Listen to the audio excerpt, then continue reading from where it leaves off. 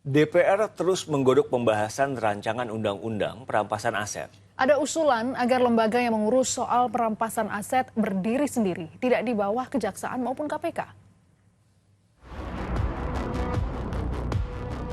Komisi 3 DPR terus membahas rancangan undang-undang perampasan aset.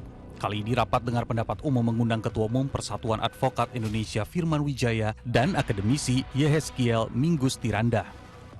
Kedua narasumber sepakat RUU yang dibahas harus merinci secara detail soal aset yang disita, mulai dari nilai aset, alasan penyitaan, hingga jumlah kerugian akibat kasus korupsi tersebut.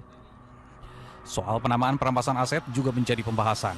Ada usulan agar nama perampasan aset diubah menjadi peralihan aset. Hati-hati di dalam merumuskan, menentukan arah, isi, dan bentuk undang-undang perampasan aset. Mungkin nanti soal penamaan, biasanya kalau di dalam forum akademis itu akan ditanya apa maksudnya rampas, apa tidak ada definisi lain yang mungkin lebih humanis, lebih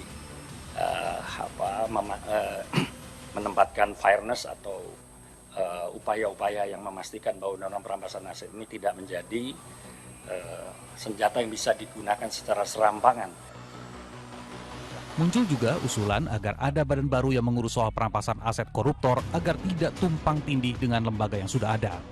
Lebih baiknya berdiri sendiri, secara independen agar fokus dalam tindak pidana untuk pengamanan atau peralihan aset tadi. Kenapa?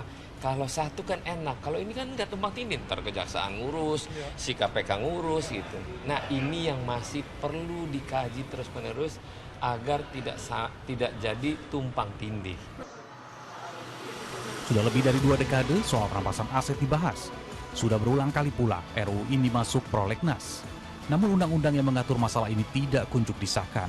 Padahal jika regulasi ini disahkan, negara bisa merampas kekayaan pejabat yang berasal dari tindak pidana. Selama ini tidak sedikit pihak yang geram karena sering kali vonis koruptor relatif jauh lebih ringan dibanding dengan kerugian negara akibat perbuatannya. Muslihan dan Sri Indro melaporkan dari Jakarta.